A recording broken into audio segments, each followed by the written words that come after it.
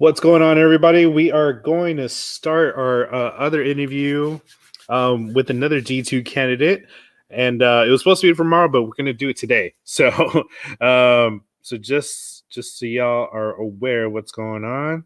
So we'll be ask any questions you guys got.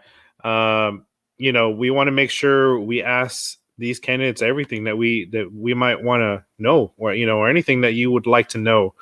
That's definitely needed for that. And it's basically, think of it as an open forum. So just, you can come in and ask a question, you can comment. And if you'd like to ask directly the candidate themselves, you can do that itself as well. And I could send you a link and you can jump in as well and you can ask the candidate directly. Okay. So please feel free to do that. I'm not going to go live on Instagram, but this will be on Facebook and YouTube on my channel as well. Okay, so let me go ahead and bring Andrew in here. Hello, Andrew. Hey, everybody, what's up? Hey, so go ahead and introduce yourself. Hey, my name is Andrew Vicencio. I'm running for a City Council District 2. I'm a retired U.S. Army Lieutenant Colonel. Got in 22 years, 14 active, and 8 years in the reserves. I'm also a OEF, which is an Operation Enduring Freedom combat veteran. And basically, I filed to run in the race because I'm very concerned about the potential removal of our police department, and also just concerned about the community in general as it relates to that, and also very concerned about the wasteful spending that this current city council has done with our budget. There's a lot of funds that have just been totally mismanaged. One big example is the land bridge over Wurzbach Parkway near Blanco Road. That cost $25 million. I mean, we could have built a bridge that only costs like $1 million. So it's just things like that prompted me to get into this race. I mean, those are just some of the concerns. I mean, there's a whole plethora of items out there, not only facing District 2, but the city itself. And I want to make sure that if I win and represent District 2, that I'm going to be voting the best possible impact benefit for the taxpayers, while protecting the taxpayers and the taxpayers protecting themselves. Excellent, Eric. And yep. So what are some things that you see for District 2 that is an issue?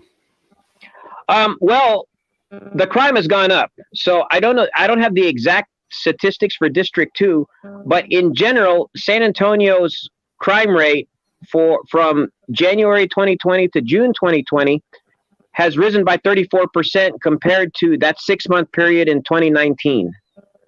That's one concern. The other concern is there's as far as the overall, just the public safety there in general in District 2. And also, I'm concerned about maybe the way education is going there in the district as well. I think it's kind of like it's just sitting there. There hasn't been really any improvement or anything. It's just there. So I don't think the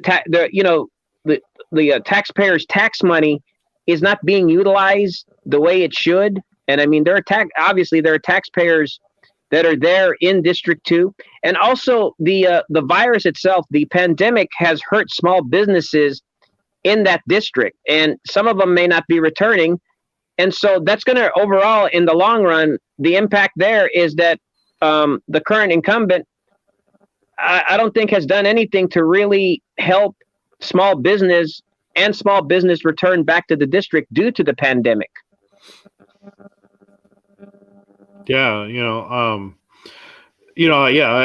obviously everybody has been hit pretty hard, and so what are some things that you would like to see changed, or what's some things that you would like to do if you do get elected to bring that change to District 2?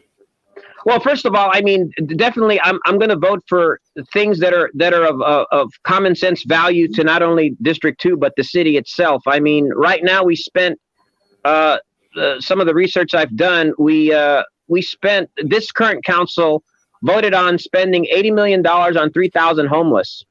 Well, they're still walking around in the streets. So what's the solution? Because all I do is see them doing the same thing, and they're not really going to work or anything. They're still doing the same thing what a homeless person would do.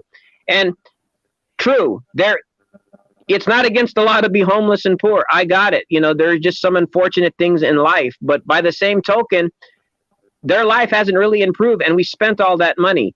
We spent money to hire someone from San Francisco, which has a worse homeless problem than our city, and we hire somebody from there to try to improve our homeless problem. And I don't know the exact figure what we paid the person, but it was an unnecessary amount. We could have hired somebody from here familiar with District 2 and the city of San Antonio to improve the homeless problem here. Why didn't we hire somebody from the city from within, and probably at far less cost? So yeah, that does come to question. As far as I know, last interview I just did is we were talking about hiring experts, but what type of experts are we hiring as well? I mean, I mean, San Francisco does have a high homeless rate, but right. Are we seeing the models being that they're doing? Are they correcting the situation? And it's kind of hard to tell.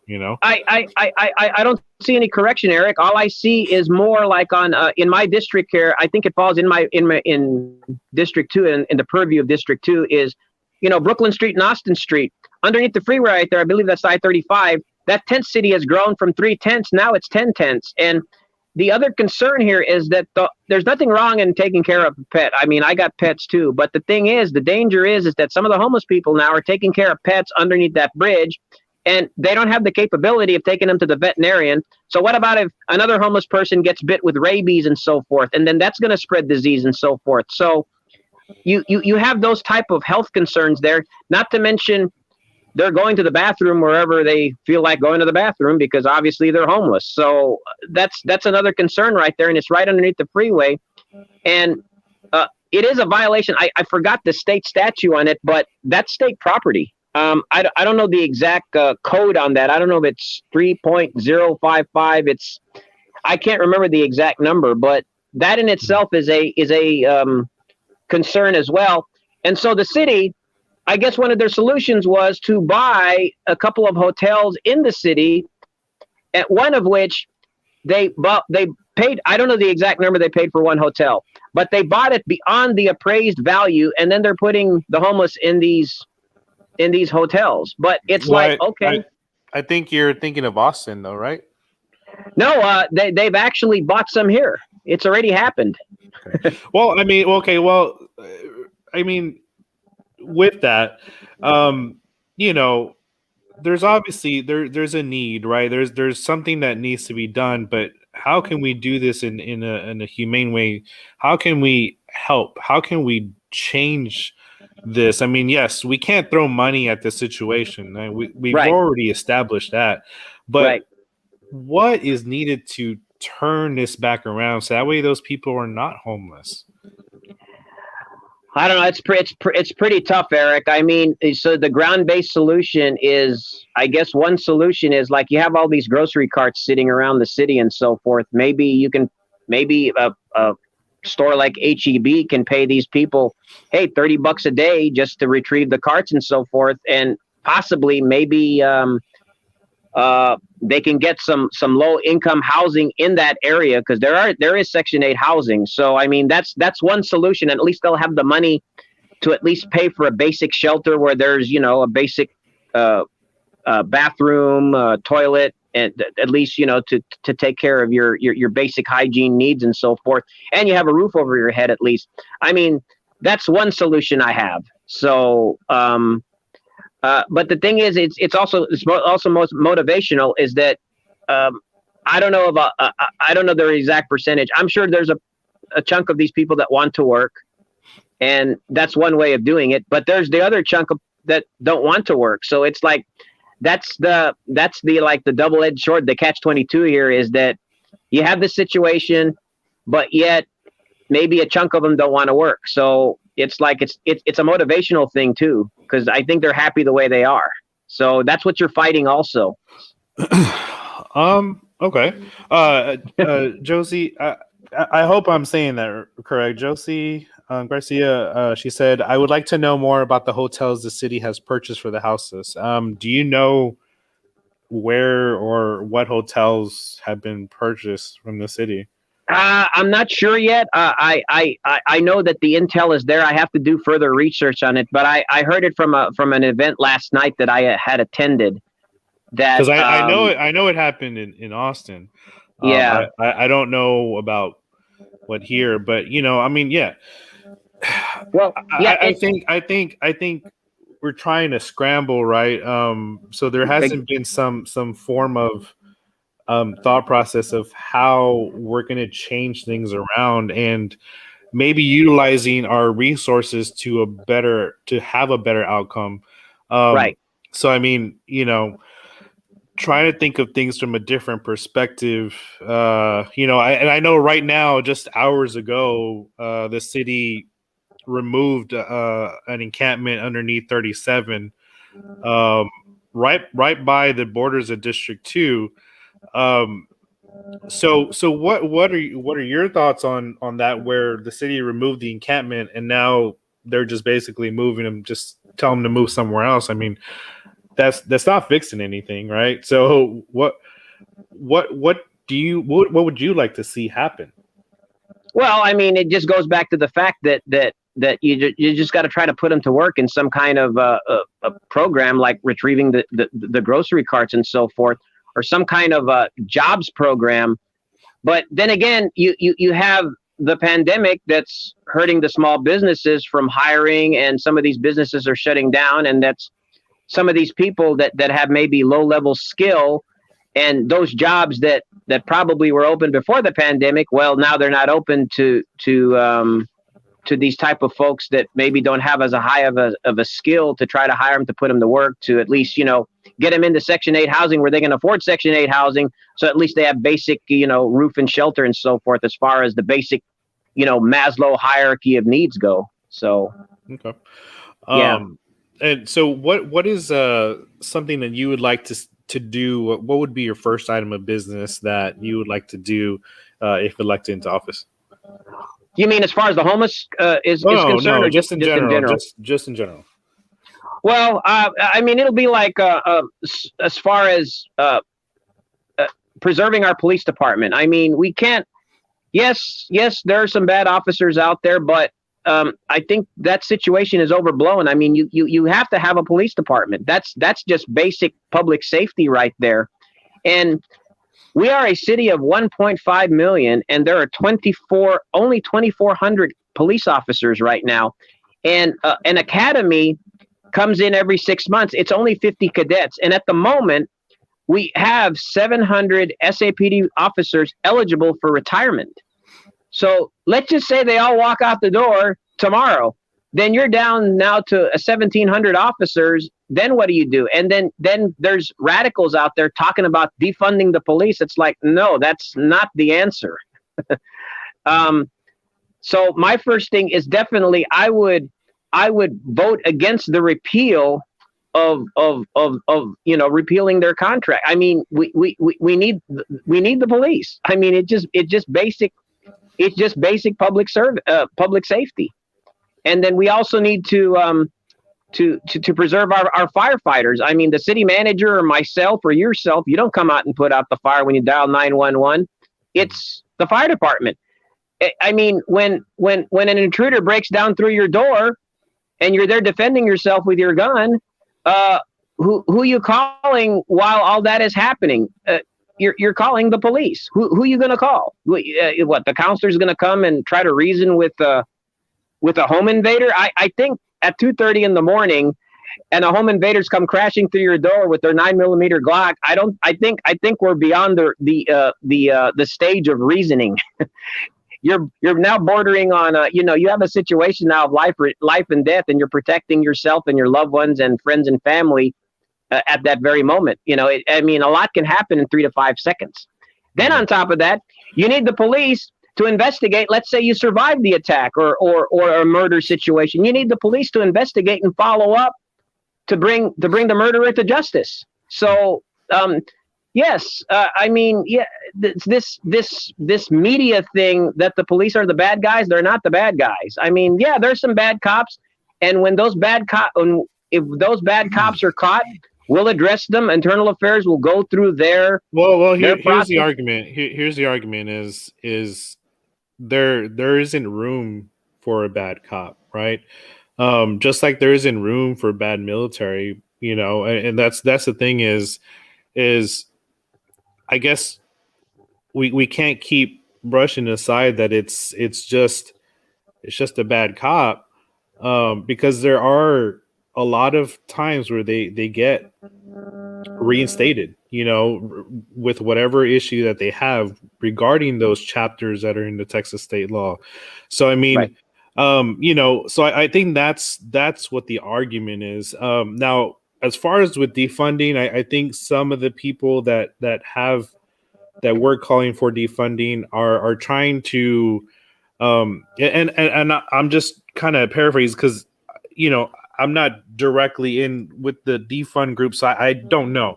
But from what I've heard is that they're trying to just say, look, we just want proper allocation of funds from the city's resources instead of giving more money to the police department. So, so there's that. But yeah, and there are some people who want the abolishment of the police force because they see it as a systemic racism. But where can we change things to kind of meet halfway with people who do not have trust with the police department? Where can we meet halfway to where you can start having that open dialogue instead of just shutting people out? Well, I mean, I want to reiterate, first of all, we are the human race. Nothing will be ever perfect or 100% foolproof. So that's the first basic item right there. So second, you better train the police. But I must say that the SAPD is one of the best trained police forces that we do have. So, and let me caveat off of that. We have great police officers, but what's in question is our police chief any good or not? I mean, he came from Minneapolis. Okay, so let's put two and two together. What happened in Minneapolis? He was the ex-police chief there, and look what happened over the summer. And granted, okay, it was wrong the way George Floyd died and so forth, but let's also look at George Floyd. I mean, he was a drug addict and a drug dealer that beat up a pregnant woman. Also, everyone seems to be overlooking that fact, and it's true. I mean, it's bad the way he died. It was wrong. All those officers should be, I think they were all fired. But in the end, we're still talking a criminal that was a criminal. So let's not forget the criminals far outnumber bad police officers. Right. So, but the thing is that, it shouldn't come down to the police officer to be that final judgment. You know what I mean? I mean, that's why we have a court system. Well, yeah, that's why we have internal affairs that investigates them. And it's unfortunate that some slip through the crack. It's like I said, it's not 100% foolproof, but sooner or later, to me, karma and justice eventually catches up with a bad person, no matter what they are, whether they are a criminal or a police officer. So, well, and here's the thing is, do you think that because of the way our society is and because the lack of opportunities there are for people of color, that we're put into that position already to begin with, and we have to kind of claw our way out of that in a sense? I mean, well, you're asking me to be the cure-all of God, and I'm here to tell you. I'm not. I'm just trying to say that's where it seems like our problems are starting with this lack of resources, lack of education, right?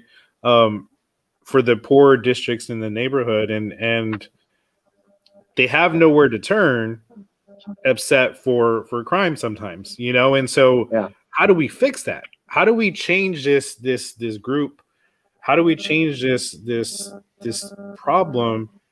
And how do we do it from a city standpoint? How can we start doing that? I do know that when you teach kids in school and then you start trying to brainwash them in elementary school saying that all the cops are bad, I mean, that's the first step right there. Not every that is the wrong way to teach children. I mean, you cannot say that all.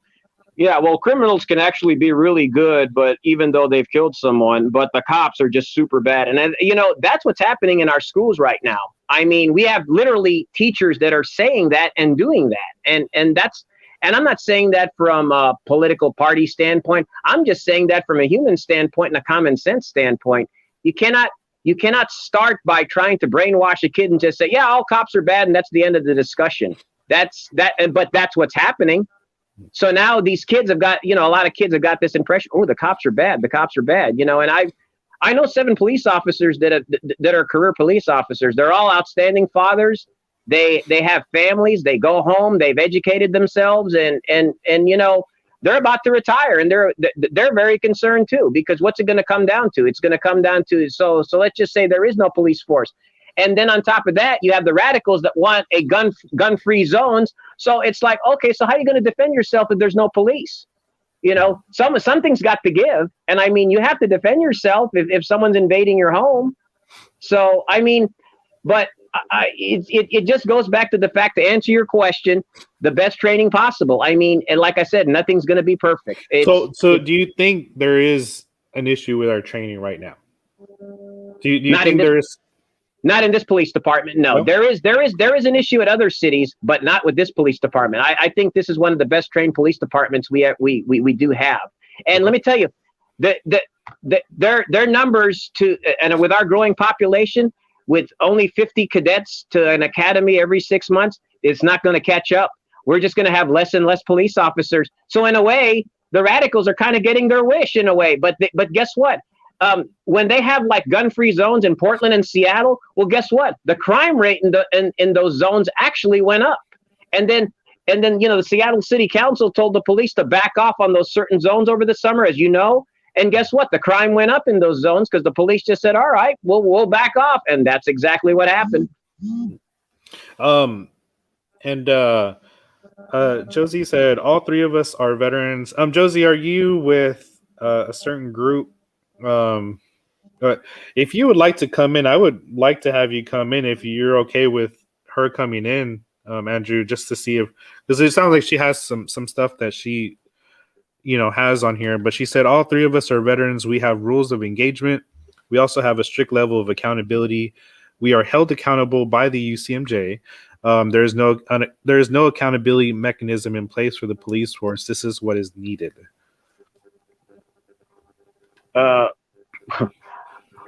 I know.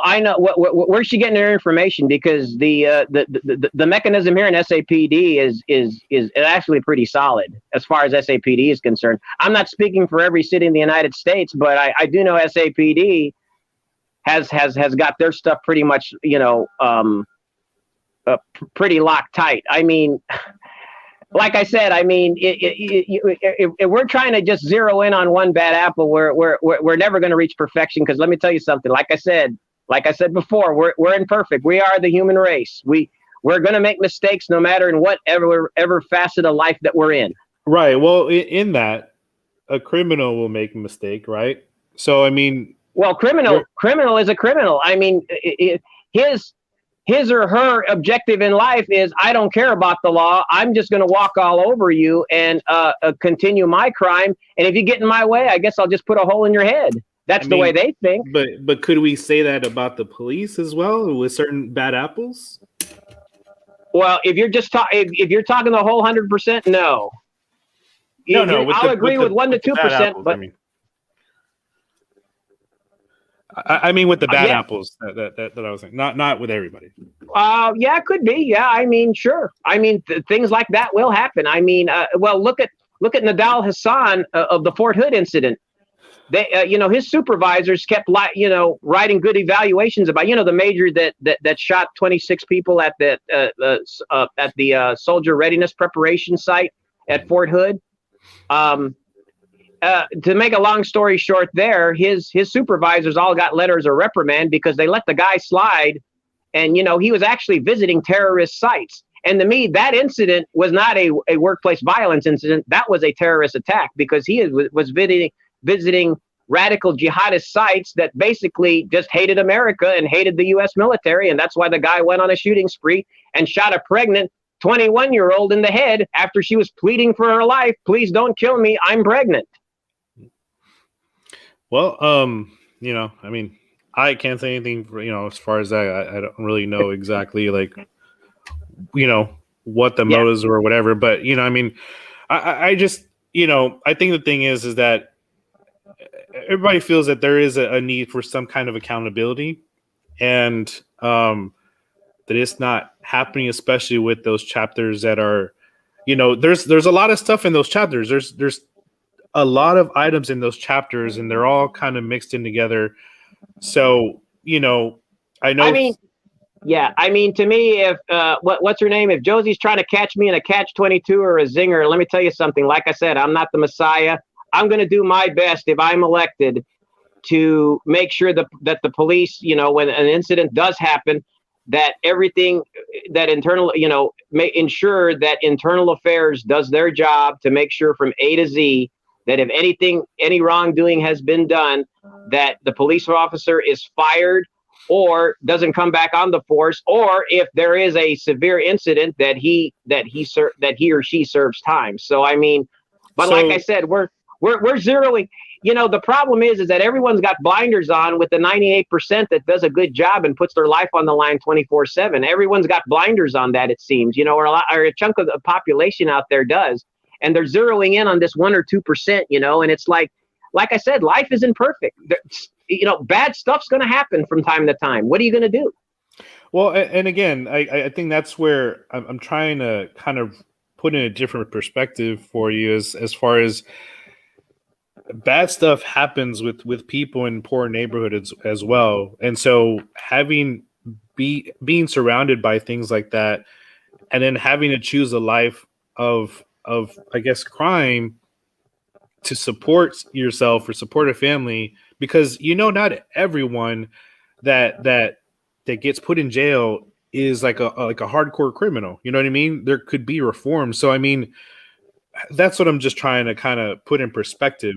You know what I mean? Yeah, I'm not against reform. If someone has some hope and they can reform and turn away from a life of crime. As a matter of fact, one of the candidates in District 2 got himself pardoned, and actually there were two of them. One is on Jada's staff. He got pardoned, and I think it was a felony. And another guy I'm not going to mention his name, but there's another guy in the race that I think had his record expunged, and he was, I guess, an ex gangster. So I mean, he's reformed his life, but it's also a matter of human choice as well for that individual, whether they want to reform themselves and improve themselves and turn away from a life of crime. I mean, that's an individual choice as well. So I mean, it just can't be the system holding the hand and saying, hey, horsey, come over here and drink the water, because sometimes there's some individuals out there, you can lead them to water, but they ain't going to drink.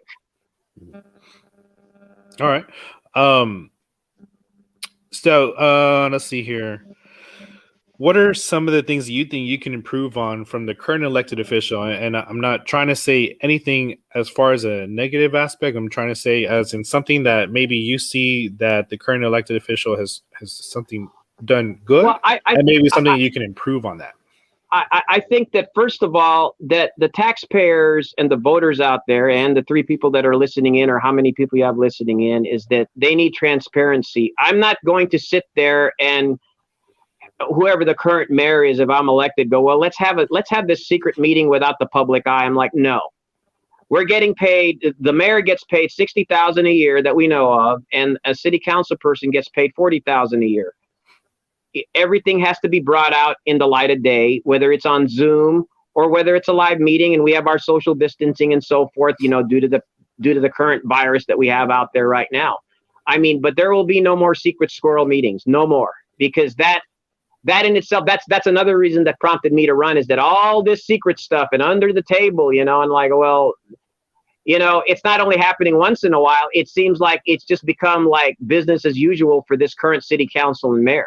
Could you like name a time where maybe that's happened? Just a point of reference. I'm trying to remember. God, what was one incident here? I got my campaign manager here. I'm trying to remember one incident. I don't know if it was with with Chick-fil-A initially. I think it was with the Alamo. I'm not really sure. That initially that started off as, hey, well, let's move the plaza and stuff, and let's not put that to the voters. I don't know if that ever made it to a ballot. I don't think it did, because right now the gazebo that was standing there for 65 years in front of the Alamo is now gone. And one of the pillars of our city, once this pandemic slows down and settles down, the three pillars in the city are tourism, the military, and the medical. Well, tearing gazebos down and historic sites down is not going to have our tourism industry. So that's one instant right there. That right there, I think, never came in for a vote. They just did it. Well, I mean, you can count that for what was it? George P. Bush. He's the one who got that. Right. And it was a waste of money, because the city spent over $300 million in allocation for that, as far as, and then more from the state as well. I mean, it was a lot of wasted money, and then to find out that the city did not want that, so now it kind of got stuffed dead in its tracks. So that was a waste of money. Now, but to answer your question, Eric, yes, I mean, I would be against any type of secret meeting. I mean, we have to have some kind of transparency. I mean, the insanity has got to stop somewhere. So, I mean, we're elected by the voters. If any council member approaches me and says, "Hey, well, let's have this secret meeting about this," and I'm like, "No, man, let's bring it to the floor, man. Let's discuss it, and let put it to a discussion where the voters can talk to us on the microphone and say, hey, I'm concerned about this. Maybe we shouldn't vote on this, or maybe this is a bad idea." I mean, we need to bring more of that back. And I think it is totally diminished almost with the current city council and the mayor that we do have. Mm-hmm. Yeah, definitely. Larissa says, I would definitely like to hear his plan for homelessness. We did talk about the homeless situation just a little bit earlier. Can you just kind of give a super quick rundown of what you said previously about your plan for homelessness? Well, I mean, one of the plans is like to have like HEB hire some of the homeless folks to retrieve some of these grocery carts. Because usually when you leave grocery carts out, well, guess what? That the company has to spend more money on newer grocery carts, which means, guess what? Your grocery prices go up because they're buying newer grocery carts, and then you have grocery carts all over the place. So, I mean, why don't we pay the homeless to retrieve them? I mean, they're the ones taking them. So bring them back and give them a little incentive. Give them like $50 a day or something right there, instead of just begging on the street. And then they've at least made a little money. I'm sure they can probably make more money begging, but I think that would be one way to alleviate the situation. And then in turn, hopefully they can afford some Section 8 housing somewhere in the city, and at least get a roof and, basic, shelter over their head, and, basic, needs, to help their personal hygiene and stuff. Okay. And that, of course, promotes wellness within our society as well, and so forth. And they're not crapping out and pissing out in the street. They're at least, going to a toilet. Okay. What's your plan on bridging the gap between city council and the citizens? Kind of like how you're saying as far as bringing it to a vote, but what do you plan on bridging that gap? Like, just to kind of be able to connect with the people and try to make sure that their voices are heard. Well, I think that we should have more Zoom meetings with the neighborhood associations. I think that's kind of lacking out there. That's, I think, the key right there. Reach out to some of the communities and some of the civic organizations out there. At least, listening ear. Bring your notepad. Hey, bring list down 10 pros and cons on issues, and then just kind of march from there and at least try to solve some of the issues. Because right now, I think we're in a stagnation point here, and I think we've gotten a little over paranoid with the virus. But hey, we do have Zoom, and we do, and like we're doing right now. We have this right now. So, I mean, you're getting paid $40,000 and $60,000 a year. So, I mean, it's like, yeah, I mean, hey, do your job a little bit. I mean, a city council person and mayor only used to make $20 a month, and this council, their budget has grown to $11.7 million. So I'm like, you know what? They're doing pretty good. It's not a bad job to have. Larissa said, what about, and thank you, Larissa, for asking a question. what about the mental health and basic housing through Saha? Well, first of all, that kind of connects with the state and federal level. From what I've heard, they've shut down some of the mental health clinics. From what I've heard, I don't know. I'm not well versed in how many clinics or how many clinics that existed, but now they've closed some of them. Well, if people need mental help, why are you closing clinics? They need help. So why are we closing them? And that's part of the tax base right there. As far as, that's where some of the taxpayer money should be going. That's what we pay taxes for. So I don't know why they've closed them, Eric. I have no clue. That's one way. Well, I know, and that this was what some of the and I don't know if this was part of that funding or not, but I know some people were upset when SAPD got a raise, right? They got some more money in the budget and then cut some community projects, community programs. They cut them out. So I think maybe that could be a reason why some people are upset too, because you're cutting some community programs out and giving SAPD a raise, so to say. I mean, so I think that's where there's to clarify the raise. I think to clarify the raise there is more of, do we need to look at, because San Antonio Police does 80%, I think 25 years at 80% of their retirement. So what you need to look at is maybe cutting it down to 70%. But by the same token, the police actually pay into their own retirement also, just like you have the thrift savings plan with the military and so forth. You're paying into your own retirement also. It's a double-edged sword. I mean, we got to look at it a little closer. Also, you're breaking up a little bit. Way we spend, also the way we're spending some of our other money, like I said, we spent $300 million on, or I mean 80 million on 3,000 homeless, and we still haven't solved the problem. So where exactly did the 80 million go that doesn't solve 3,000 homeless?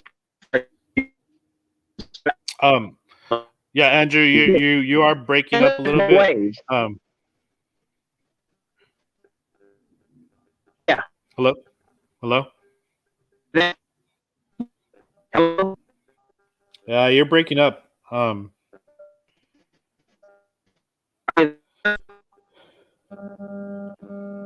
Hello? You still there, Eric? Yes, I'm here. Yeah, I'm okay, still there here. We go. Okay. Yeah.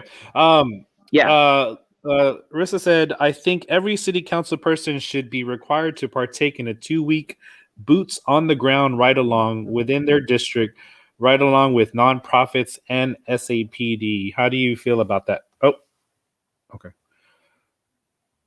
First of all, just bear with us. Yeah. Okay. Yeah, hey.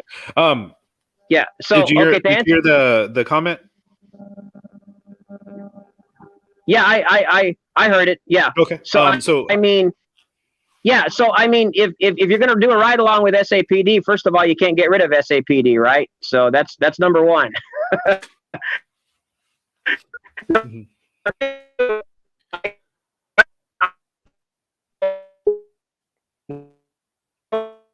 Yeah, Andrew, it's breaking up really bad.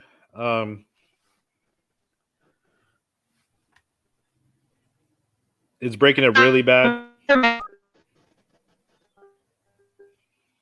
Okay.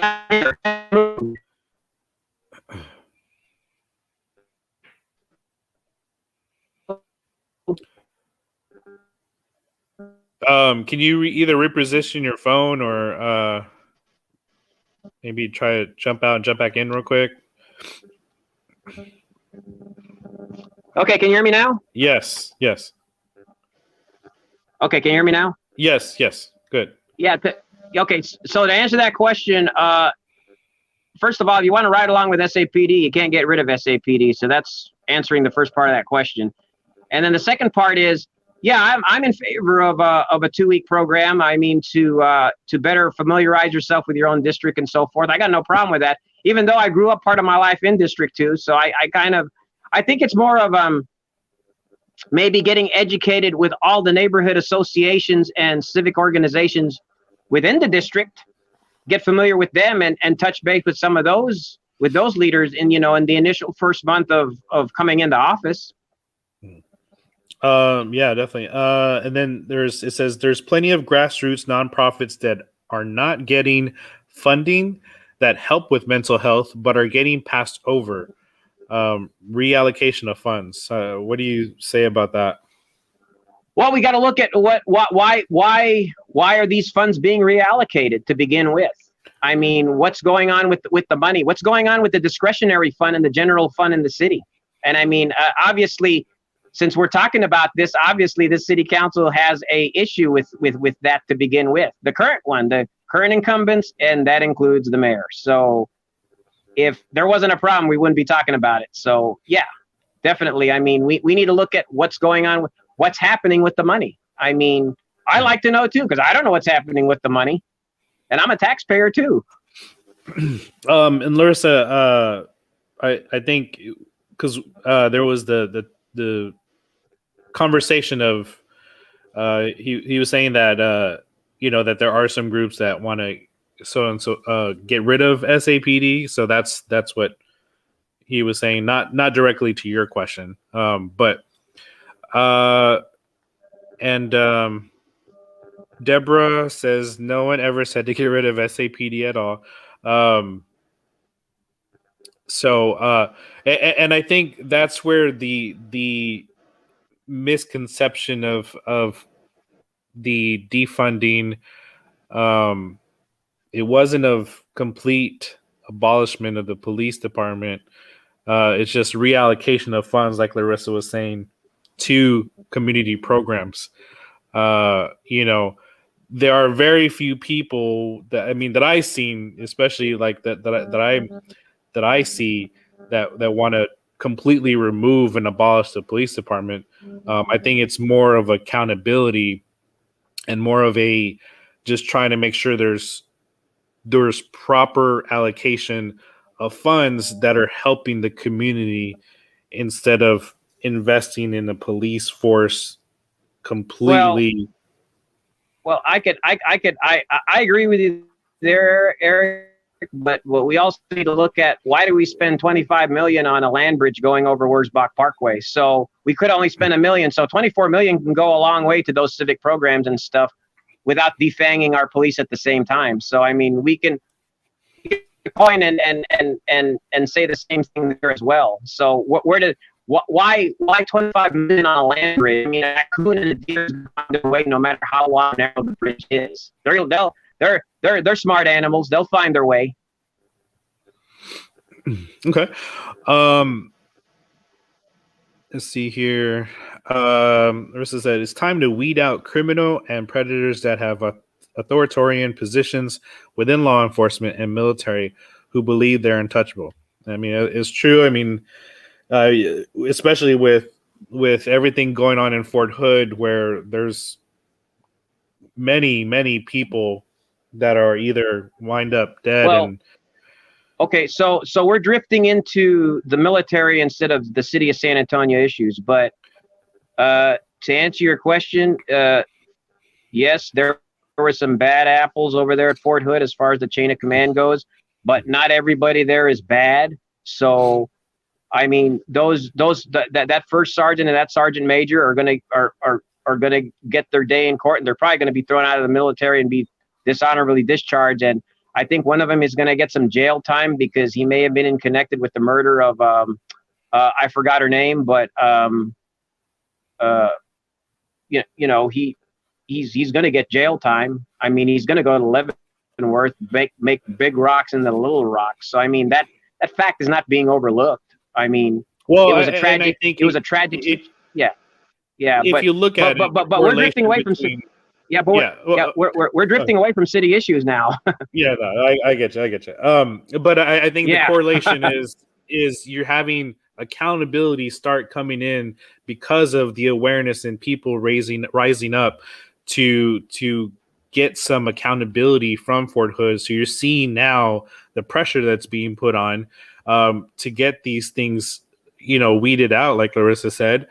And in the same sense, we're trying to make sure there's accountability in the police force. But you're saying that our police force is doing like the absolute best job, and that is your position on it, right? I mean, you saying that there isn't a need for a change in training or things like that.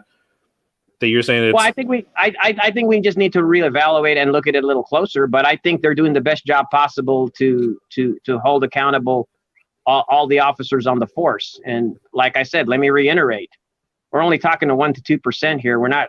We seem to be forgetting, or for some reason, we seem to be coming back to this same subject about we're overlooking. And, from my perception, and I'm not even a police officer. I've never been on the police force. Okay. So let's get that straight. So, we're talking about the 98% that put their life on the line 24/7 to ensure your safety as well. So, I mean, it seems like, yeah, we seem to be going back and forth with that. And as far as like I said, the military goes, I mean, hey, you commit a crime within the military, it is very, very stringent. I mean, if you commit a crime and you're caught, you're going to Leavenworth and making big rocks into little rocks, and that's not a good life. So, I mean, if that's your choice and that's what you want to make, and it's unfortunate that there were demonic forces that possessed these senior NCOs to do that and so forth. I mean, I was in the military 22 years. I stayed straight and narrow, but I can tell you one thing.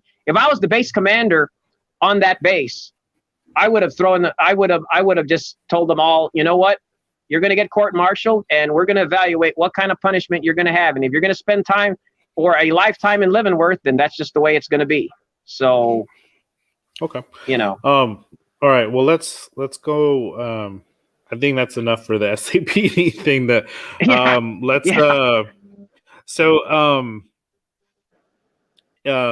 all right. So what are some of the things that you would like to bring community engagement within the district? Well, like I reiterated before, I mean, I think we need to meet with the leaders of the neighborhood association, the civic center, and the civic organizations within the district and so forth, and try to improve the holistic way of life and so forth, and see what we can do to improve that. And as far as the education system goes, kind of revisit that. As far as what exactly are the kids being taught, because we're producing kids. Some of them don't know how to change a flat tire, and you kind of look at them like, wow, like you don't know how to change a flat tire. So what exactly is being taught in school? We need to look at the teachers. What are they teaching? Are they being one-dimensional? I mean, a teacher and really a professor, even in college, you need to be teaching the 360 picture, not the 180 picture, not being one-sided. You need to open up the young mind, because the young mind is very impressionable. And if you teach them one side, well, guess what? They're going to grow up one-sided, and they're not going to get the whole picture. They're not. And that to me is the big concern as well. Besides, reaching out to the civic and neighborhood association to try to improve the community and so forth. That's what I would definitely engage. All right. And I'm going to just relay this because I definitely want the people that are watching to know that we are engaging as well, and right. What they have to say, and whatever Absolutely. Whatever answer you have to say. Sure. Marissa said that you were saying that we were getting away from city issues, but San Antonio is military USA, and we have 4 bases here. Many soldiers have been assaulted and killed this past year alone. That's why we need to reform. That's why we need reform and city council representatives to ensure that our city has resources for our soldiers. Okay, well, city council and the military are the military is run by the federal authorities. We can make recommendations, but in the end, the city council has no authority over the military. The military is their own authority. So, I think we've come a long way in trying to help improve some of those things, but I mean, but what exactly she's citing? Is she citing the sexual assault at basic training at Lackland? Is that what she's kind of citing? Because I want to know what she's citing. So, I mean, Larissa, if you would like to jump in, just so you can ask directly to have this conversation, please let me know, and I can send you the link so that way you can, you can come in and ask directly. Because this is basically like a forum, and I just want to make sure that it's open for anybody to ask questions. And if you want to ask, so that way the words on text are not, uh, formulated in a different way. Yeah, misconstrued. Yeah. So, Larissa, would you like to just jump in?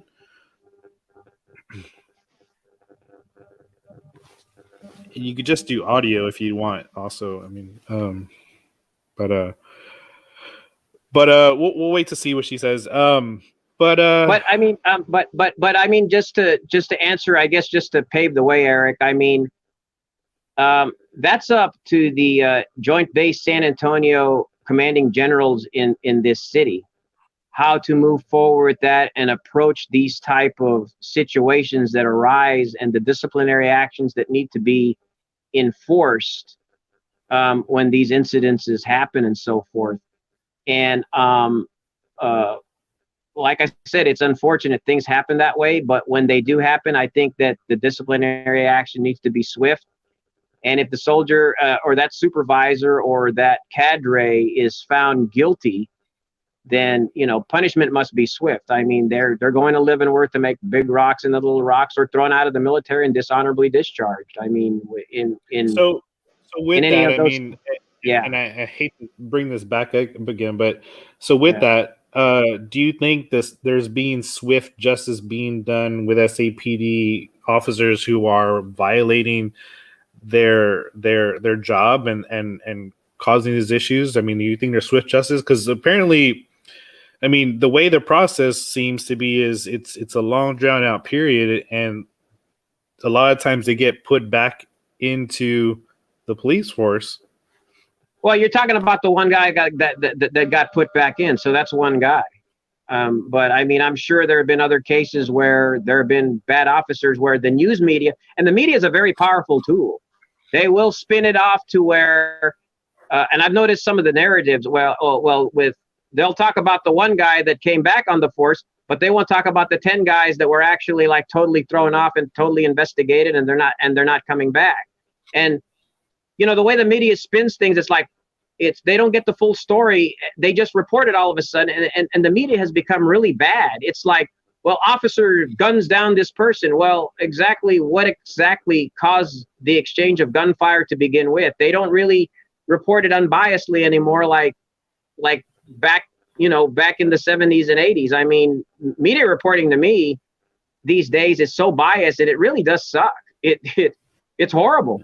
I mean, they don't get the facts first. They just report it, and it's like, and then they spin it into this drama. I mean, and it's out of control sometimes. Okay. What are some of the plans that you would like to see to reduce spending or being more efficient? I know we kind of touched on a little bit, but what are some of the things you would like to see? Well, I mean, if we're trying to improve our own community as an example, why are we rushing 1,500 miles to go hire someone as an example? I mean, should we be hiring somebody? And this ties in with the ride along now, right? I mean, you got to know the neighborhood and reaching out to the civic leaders and leaders of those neighborhood associations and say, hey, what's going on in your neighborhood? And hey, I grew up here too. I went to school here. That's the type of engagement and the type of individuals we need to look for to help improve the community and stuff. Don't go rushing off the 1,500 miles away just because, hey, that's my buddy there. Well, he's not really familiar with our neighborhood, but yeah, he is familiar with the homeless problem there. Yeah, he might be familiar with the homeless problem there, but he's not familiar with San Antonio though. And that's the thing. And all the networking and the people that grew up in this neighborhood, much less yourself, the council person that grew up in this city for the most part. Oh, and let me reiterate, the mayor is from Boston, Massachusetts. He is not from here. So that in itself is a concern to me also, because it's like, okay, yeah, I mean, yeah, you're the mayor, but it's like, do you really care? I mean, and obviously there are a lot of issues, or like I said, we wouldn't be talking right now. All right. Um, so kind of switch it up a little bit. What are three of your favorite D2 restaurants that you'd like? You'd like to give them some kudos. Well, there's Panda Inn on Harry Wurzbach. I always go there. There's Kim Tram up the street on Rittiman, and then there's a God, I forgot the name of the Korean place, but there's two of them actually. There's one on Harry Wurzbach, and then there's one on Rittiman Road. I go to those sometimes, but I forgot their names. But the one is located on Rittiman, and the other on Harry Wurzbach. So, all right. And as a kid, I used to go to Bill Miller on W.W. White Road, but I mean, Bill Miller now is. It's on I-10 and W.W. White, but it's like Bill Miller for me now is kind of unhealthy, So I'm trying to eat better. Yeah, I got you. But I do love their fried chicken, but I have to stop that. So, do you think there's enough? Do you think there's a food desert in D2 to where there's not enough healthy foods in D2? We're probably talking sort of San Antonio in a way, I guess. But that also becomes and that brings back to the schools, I guess, the 360 holistic picture of a better diet that we can, feed our kids instead of just because there's tons of soda machines in schools, and I mean, too much soda, as we all know, is really no good. So I understand, the sodas need to be in business too. I understand the flip side of all that too. So, but we do need to at least tell the kids, it's like, hey, too much sugar is no good and so forth. And I'm not gonna tell people how to live. I mean, that's your own personal choice. But if you want to fill yourself with junk, well, hey, more power to you. That's on you. That's not on me. So, but I mean, no, I think with CocaCola, since I mean they are in D2, what are some things that you would maybe? Do you think you would try to reach out to them to maybe ask them for something to to provide for the community? Because like the last guy we were talking to is he was saying that they were handing out soda at the MLK march, and that he asked is like, well, why soda? And says that's all anybody's ever asked for. They never asked us for money. So I mean, would you try to tap into those corporations that are in D2 to see if maybe they'd be willing to give back to the community in other ways, not just throw money into it, but maybe provide free internet or for the area or whatever it is. Well, I mean, there's certain events probably give some healthy food. But there's already, isn't there the free lunch system already in schools already? Probably their diets can improve a little bit as far as how the food is made and so forth. I survived the free lunch program when I was a kid. So, okay. But as far as Coca-Cola goes, yeah, what are you going to do? It's Coca-Cola. It's a big it's a big corporation. Not unless they want. Aren't they like the oversight of regular types of water? Some of the water type titles that are out there also. They can probably hand out water. That's it's DSAIN. Dasani, I think is what you're saying. Yeah, Dasani. Yeah. I'm all deflected today, Eric, in my pronunciation. No worries. Now, as far as property taxes go, yeah, they've been on a rise, and there's been a lot of homestead exemptions, but doesn't seem to be helping because they keep raising the rates of the home. So, what would you like to see done? Well, first of all, so the state the property taxes are basically to the state legislature in Austin. So you have to get in coordination with the state legislatures in Austin to try to alleviate some of the problem, some of the issue there and so forth. And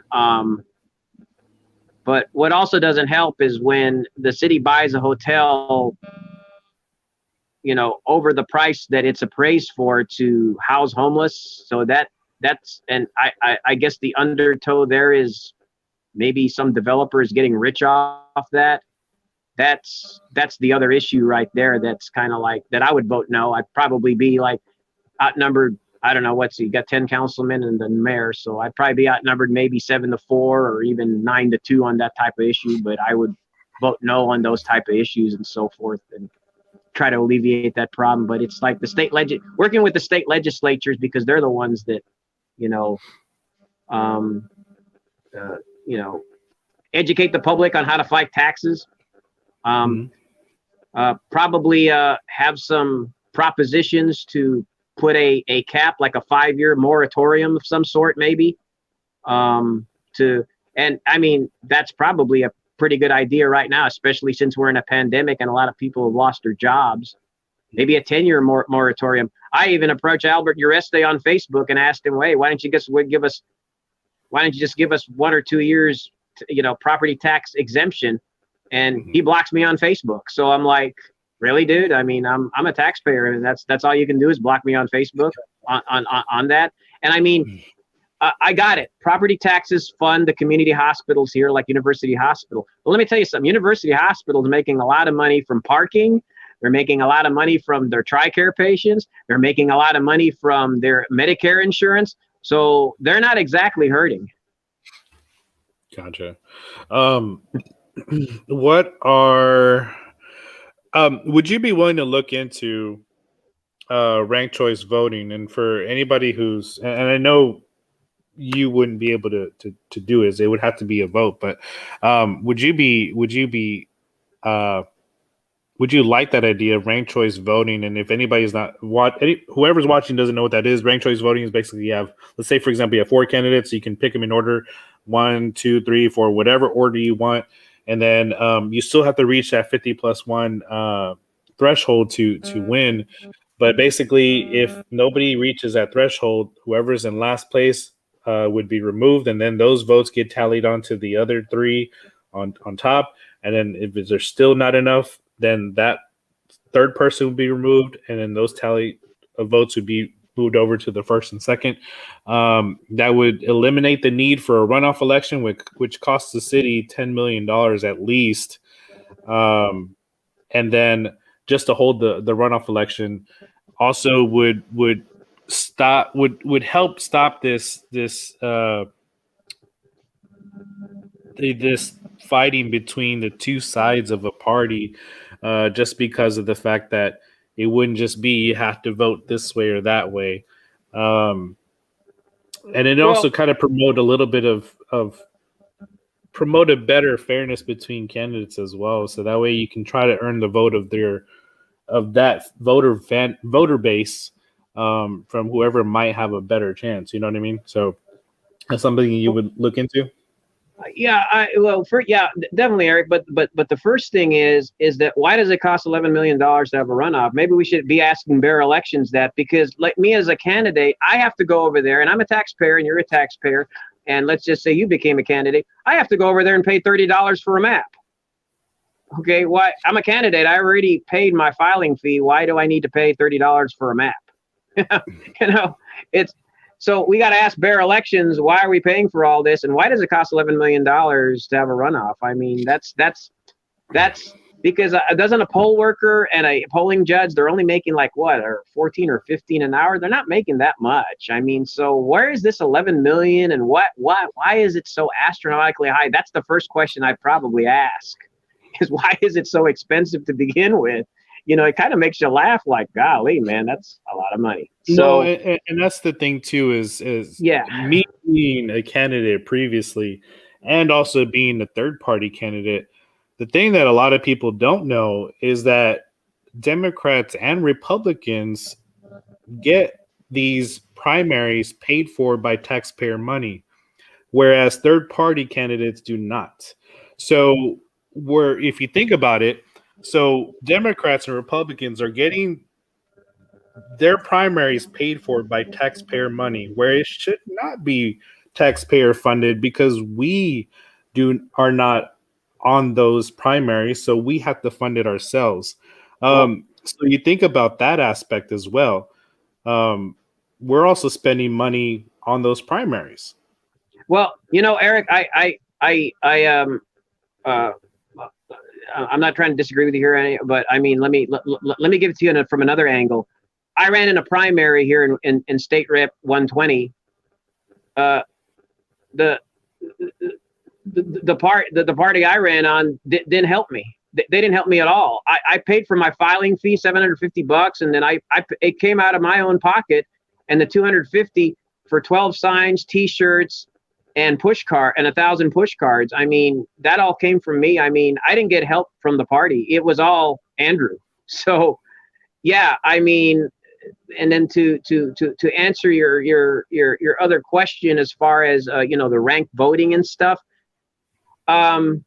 It's not a bad idea, but the only thing is that when you do that, and of course looking at the cost to have a runoff, which and I think you should, because you'll be cheating the voter from coming back to the poll, and the motivation of a voter to come back to the poll and say, hey, you know what, I'm coming back to vote for this guy again or this gal again because this is who I want in the runoff. I mean, to have ranked voting and a proportion of votes going to the second person and the first person and all that, that to me is just, it's just another type of fraud in a way, because that those voters didn't vote for number 2 or number 1, they voted for number 3. So no. The way ranked choice voting works is that's exactly how it works. Is you pick your first candidate, your second candidate, your third candidate, and your fourth candidate, right?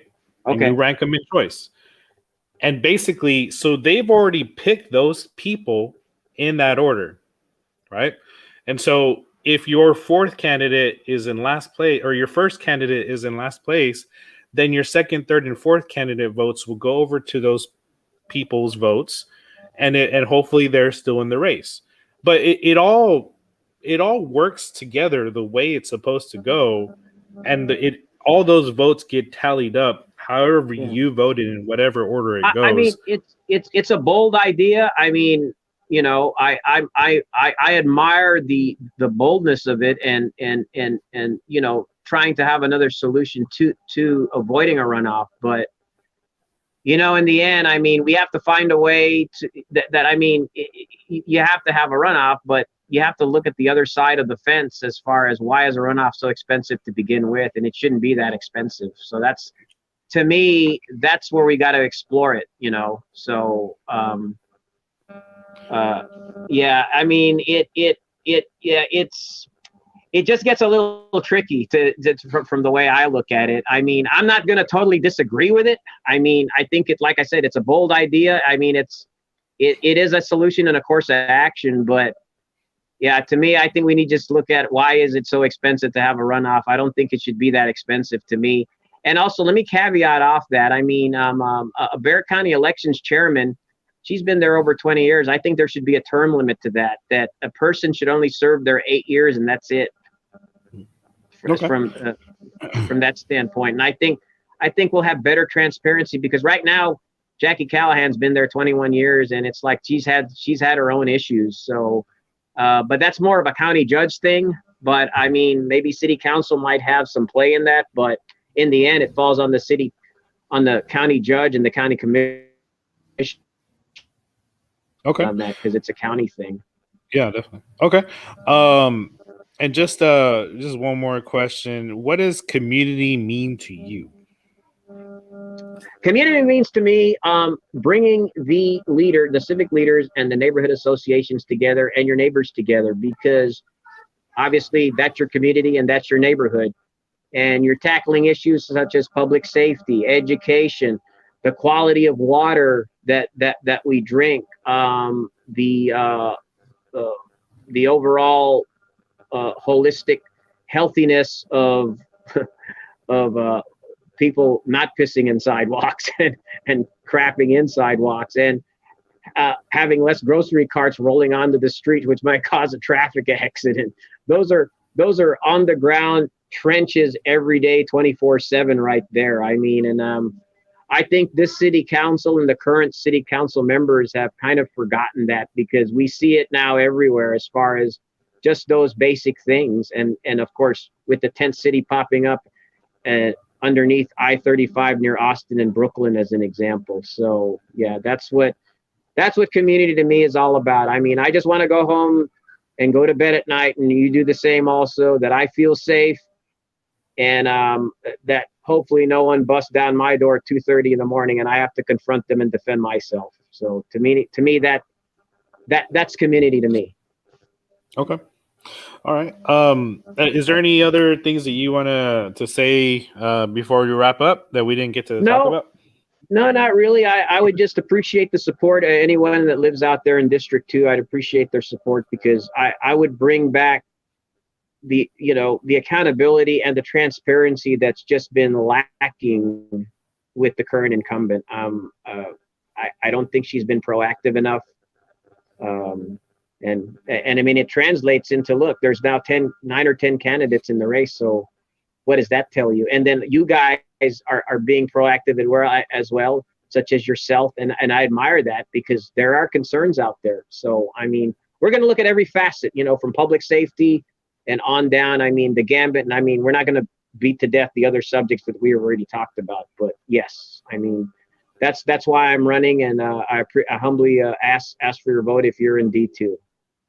All right. Awesome.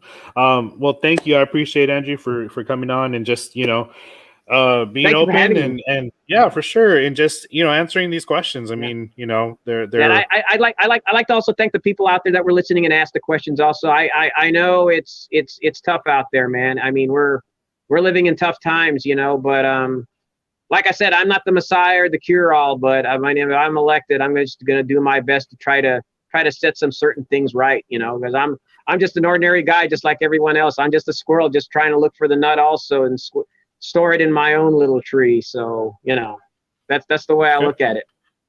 Definitely.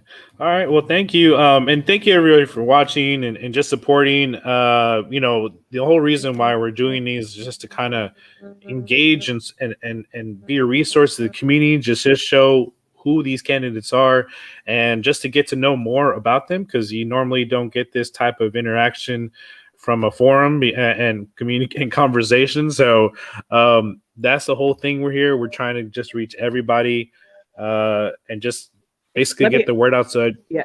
Yes.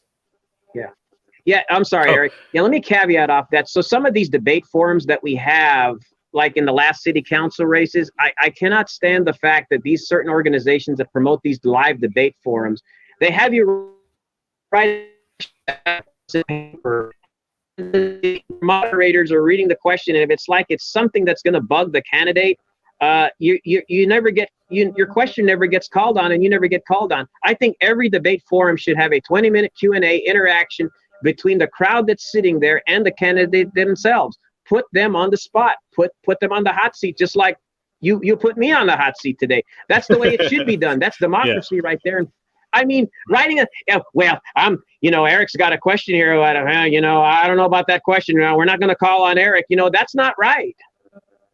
Yeah, definitely. And that's, my whole thing has always been transparency and just, it's not about me. It's about, about you guys, like, exactly. And everything is as far as the people getting to know, who's running, being right. engaged, because with San Antonio having only like a 10 or 11% turnout for voters for mayor races, I mean, that's not good, but I think it's kind of, hopefully we can try to turn things around with, I am taking my time to do these things, and I hope you guys appreciate it and everybody's watching, because it's a lot. I definitely, brother. It does. It means a lot to me, because I mean, I am, I was on the other side of the fence as just a plain voter 2 years ago, and I attended about 10 of these forums, and 9 of them were write your question down, and I never got called once, because you want to know something? It was a hot button question, but it was an issue that needed to be talked about, and they didn't want to talk about it. You know what?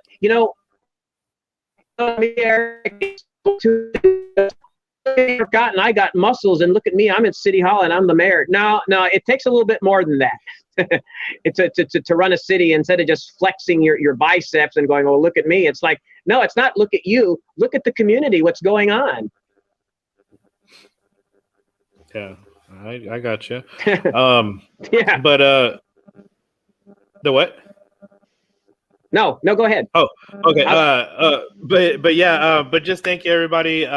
If you would like to donate or be a sponsor to help keep this program going, please do so. I have my you could donate on my Cash App or whatever. You could just get in contact with me. Just send me a message on Facebook or Instagram. And just to help this going, because it takes a lot of work to do this. Obviously, not as much as a candidate, but just getting to interview everybody, taking the time to do these, because I mean, obviously we an hour and 15 minutes, and this is the normal. It's an hour or so long, and just trying to ask these questions that hopefully mean a lot to the voters. And if you have any questions, any of the people out there, please send them to me, because these are just questions that I had thought about, and some things that I think were relative. Did I say that right? Oh yeah. But just to Relevant. try to relevant. There you go. So please, if you have any questions, especially for the new one, the interviews that are coming up, especially the mayoral elections that are coming, the mayoral interviews that I'll be doing next week. I have a couple of mayoral candidates, so please also send me some questions for that. And if I was gonna say, since you're in D2, I'm going to do an event to where it's a drive up candidate drive-through event. Basically meet the candidate and also do a voter registration. Is it something that you would be willing to do? Oh, absolutely. Oh, absolutely, Eric. No problem. As a matter of fact, I'll donate a little bit to. I'll get offline with you, and I'll donate a little bit to your show. I mean, you're a good guy. So. I appreciate it. So, yep. And if anybody watching has a location or venue that we can hold this at, that's cost free, because again, I don't have money for it, so I'm just trying to create this event to where we can just have people drive up.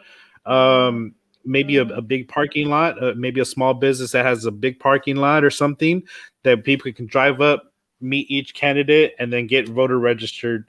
So if anybody has that type of location in District 2, please reach out to me as well, just so we could kind of get this ball rolling. We already have D3. We're going to have a forum with the candidates there, and I'll be moderating that. And then we also have a venue over for District 5. So District 2, if anybody has an area that would like to help me out, please reach out to me as well. So, but thank you, Andrew. I appreciate coming on. Thank you for everybody watching. Eric, thank you, brother. Appreciate it, man. I appreciate your time. And you can hold off if you want. I'm just going to end the live stream, but you can hold off if you want. But thank you, everybody, and I appreciate for just. Thanks, everybody. Have a good day. Listen, thank you.